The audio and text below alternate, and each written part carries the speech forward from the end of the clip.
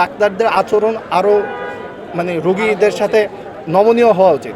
একজন ডাক্তারের আচরণ কখনোই এরকম কাম্য নয়। এই ঢাকা বিশ্ববিদ্যালয়ের ক্যাম্পাসে ঢাকা বিশ্ববিদ্যালয়ের শিক্ষার্থীর সাথে এরকম আচরণ, সেইখানে সাধারণ জনগণের কী অবস্থা, তারা প্রতিনিয়ত হয়রানির শিকার হচ্ছে, এটা নিশ্চিতভাবে বলা যাচ্ছে। আর এই যে ওষুধ কোম্পানির সাথে ডাক্তারদের যে সিন্ডিকেট, এই ব্যাপারটাকে অবশ্যই ভাঙা উচিত। একটা ওষুধের বিভিন্ন কোম্পানির ওষুধ থাকে, তো ডাক্তাররা কী করে, যাদের সাথে তাদের ডিল হয় তাদেরই ওষুধ করে, যেটার জন্য আসলে মূল সমস্যাটা আজকে হয়েছে। তো এই সকল সমস্যা যাতে সমাধান হয়, আমাদের চাওয়াটা হচ্ছে এটা। আর ডাক্তারদের আচরণ আরও মানে রোগীদের সাথে নমনীয় হওয়া উচিত। একজন ডাক্তারের আচরণ কখনোই এরকম কাম্য নয়। আর এখানে যে সকল সিন্ডিকেট আছে, এখানে মনে হচ্ছে যে একটা সন্ত্রাসী আলাদা একটা গ্রুপই আছে, যারা হচ্ছে মানুষজনকে পেটাবে, যদি অন্যের বিরুদ্ধে কেউ প্রতিবাদ করে তাকে যাতে চুপ করানো যায়, এরকম একটা আলাদা সিন্ডিকেট রাখা হয়েছে, মানুষজন রাখা হয়েছে, যাতে হচ্ছে যে মানুষজন কখনোই তাদের অন্যের বিরুদ্ধে কিছু বলতে না পারে।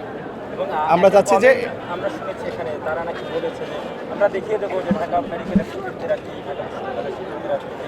এই কমেন্ট নিয়ে নাকি আরও বেশি সংঘর্ষটা, হ্যাঁ, এরকম কমেন্ট করা হচ্ছে এবং তারা প্রচুর উস্কানিমূলক কথাবার্তা বলতেছিল। আপনারা শুরু থেকে দেখতেছেন, এখন হয়তো বা পরিস্থিতি কিছুটা ঠান্ডা, আমাদের প্রফেসর ভিতরে গেছেন, কথাবার্তা বলতেছেন এই জন্য।